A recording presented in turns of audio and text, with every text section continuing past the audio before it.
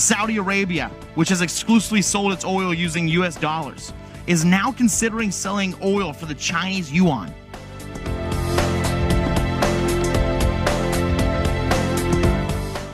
The shift from a gold standard to a fiat currency began to starve America's financial preeminence.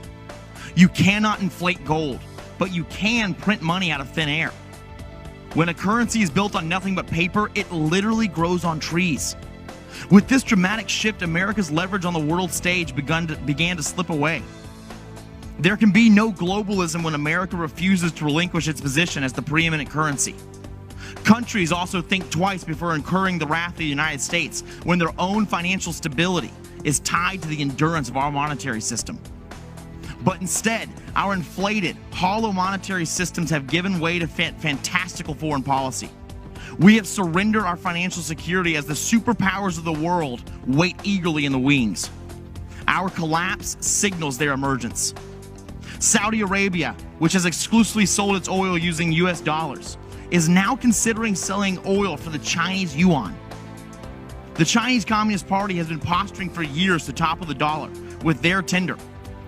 When the US dollar falls, America will no longer remain the dominant on the world stage. When America projects weakness on the international stage, everyday Americans suffer. We know this. We're told this daily. But many everyday Americans feel that geopolitics is far removed from their lives. So let's answer the question. What does it cost for America to be weak on the world stage? This cost is manifest at the pumps every day with 42% higher prices. It's shown as food prices soar. Meat, poultry, and eggs are all up over 10%. Our weakness abroad produces hardships at home. If we lose our role as the world reserve currency, your buying power, your savings, and your property value could all sink to historic lows.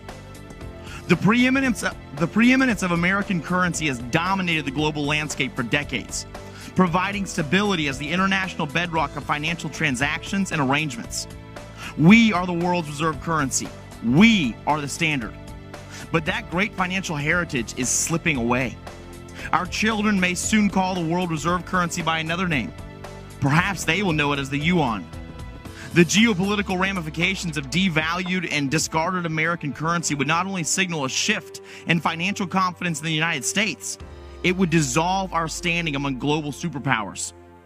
We are witnessing the death rattle of Pax Americana, meaning the era of American peace we've enjoyed in the world for decades.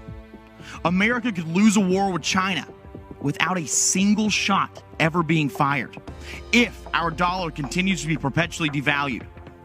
Permanent Washington decision makers, most of whom are over 30 to 50 years my senior, have clearly either not taken the time to sit and consider the cost of, or worse, simply ignored how hyperinflation is rotting the superiority of our nation's currency and dragging with it young families, blue-collar workers, and the great American middle class.